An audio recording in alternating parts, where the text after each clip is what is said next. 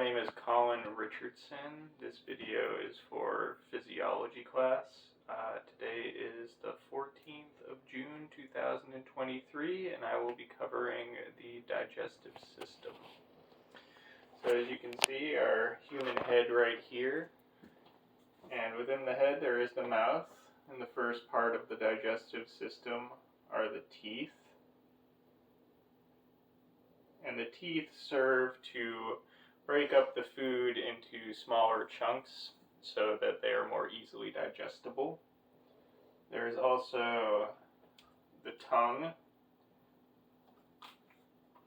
which helps to move the food around within the mouth and helps in the swallowing of the food. There's also salivary glands, such as the sublingual salivary gland, which release saliva, which will help to start the process of digestion. And then the food moves from the mouth into the pharynx and the larynx and the esophagus, which is going to move down into the stomach. Now, the process of digestion within the stomach is in the form of acid and muscular constriction. So there are acids within the stomach that digest your pizza,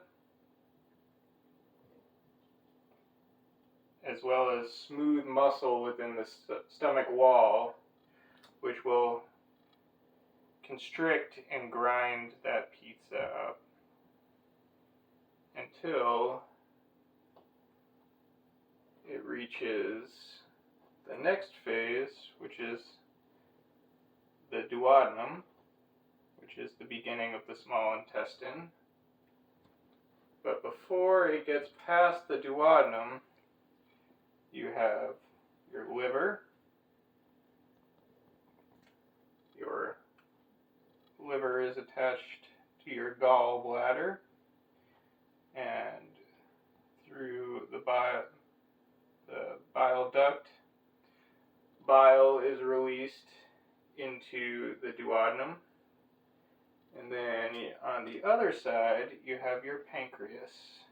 Pancreas releases enzymes also into the duodenum. And that helps in the process of further breaking down the food. Now you get to the next phase, which is the small intestine. And the small intestine has many turns and twists. I don't know that I'll be able to draw them all, but eventually it will end up at the base of the large intestine. The base of the large intestine, there is the appendix, a vestigial organ, which some people seem to think can hold bacteria to reintroduce into the gut if there is some sort of antibiological problem within the gut.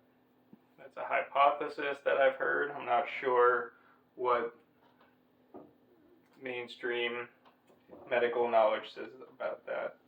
But then you have the ascending colon, the transverse colon, which is all part of the large intestine,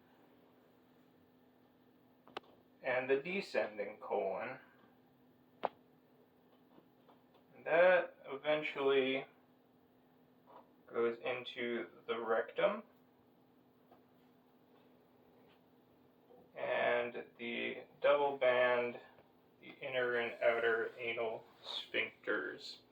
And the anal sphincter is where the defecation happens. So as the food gets dissolved by the acid, goes through the duodenum, gets covered in bile and pancreatic enzymes. It goes into the small intestine, where much of the nutrients are absorbed through the cell wall. As that process goes further and further through peristalsis, ends up in the lower intestine where most of the water is absorbed. As the water is absorbed, that food slowly throughout this process has been turning into stool. And eventually a bolus will be formed and ejected out of the colon through the rectum. Thank you.